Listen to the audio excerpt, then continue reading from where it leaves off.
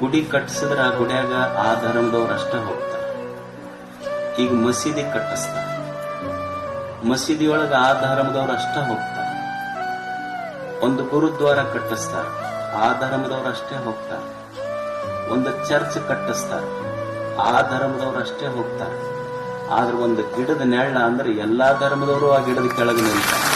ಒಂದು ಗಿಡ ಅಂದ್ರೆ ನಿಜವಾದ ಮಾನವ ಧರ್ಮ ಪೀಠ, ನಿಜವಾದ ಮಾನವ ಧರ್ಮ ಪೀಠ.